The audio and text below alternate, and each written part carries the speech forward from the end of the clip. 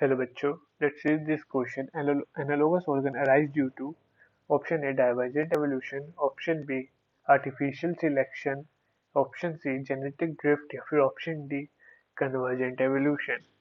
तो analogous organ किसकी वजह से अराइज हुए हैं? तो जो एनालोगस ऑर्गन्स होते हैं वो ऑर्गन्स होते हैं जिनका स्ट्रक्चर जो होता है वो डिफरेंट होता है, लेकिन जो फंक्शन होता है वो सेम होता है। सारे ऑर्गेनिजम्स का फंक्शन सेम होता है, लेकिन जो स्ट्रक्चर होता है वो डिफरेंट होता है। हम बोलते हैं कि एनालोगस ऑर्गन्स जो है वो कन्वर्जेंट एवोल्यूशन का रिजल्ट है। जो कन्वर्जेंट एवोल्यूशन होता है उसका रिजल्ट है एक एनालोगस ऑर्गन। एवोल्यूशन का रिजल्ट है एनालोगस ऑर्गन।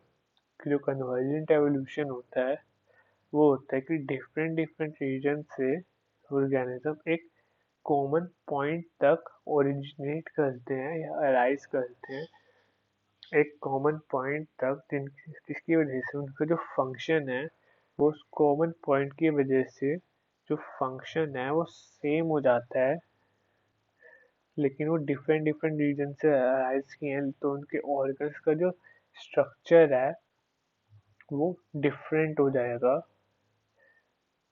जो उनके ऑर्गन्स का स्ट्रक्चर है वो डिफरेंट हो जाएगा, लेकिन जो उनका फंक्शन है ऑर्गन्स का वो सेम हो जाएगा। इसलिए हम उनको कन्वर्जेंट एवोल्यूशन का एक रिजल्ट मानते हैं एनालोगस ऑर्गन्स को।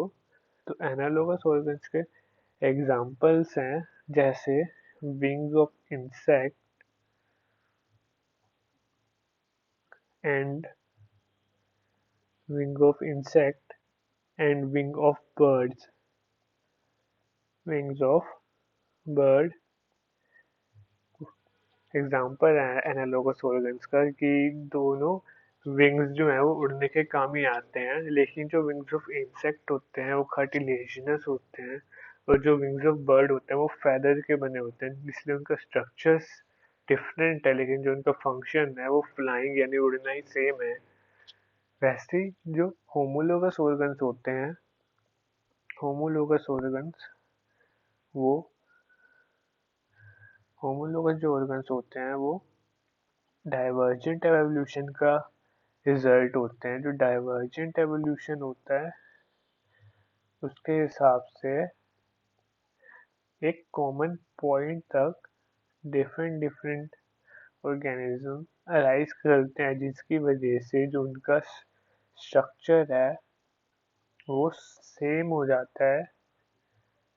डिफरेंट डिफरेंट ऑर्गेनिज्म एक कॉमन पॉइंट से अराइज होते हैं और दूसरी तरफ जाते हैं, जिनकी वजह से उनका स्ट्रक्चर सेम हो जाता है, लेकिन जो फंक्शन है वो अपने अपने रीजन के हिसाब से अलग अलग हो जाता है। जो फंक्शन है वो डिफरेंट हो जाता है, जिसकी वजह से हम उनको होमोलोगस ऑर्गन्स बोलते हैं। इसका एग्जाम्पल है जैसे कि फोर आर्म ऑफ मैन, चीता, वेल एंड बैट। इन सारे ऑर्गेनिजम्स के जो फोर आर्म का स्ट्रक्चर है वो सेम है, लेकिन मैन का फोर आर्म किसी चीज को उठाने के काम आता है, चीता का भागने के काम आता है, वेल का स्विमिंग के काम आता है और बैट का उड़ने के काम आता है। तो इसलिए इनका फंक्शन डिफरेंट है, इसलिए ये होमोलोगस ऑर्गन्स है। तो क्वेश्चन में हमसे पूछा था एनालोगस ऑर्गन्स किस लिए अराइज हुए थे, तो वो कन्वर्जेंट एवोल्यूशन की वजह से अराइज हुए थे। तो ऑप्शन नंबर डी जो है वो हमारा आंसर हो जाएगा, convergent evolution. Hope you understand it well. Best of luck.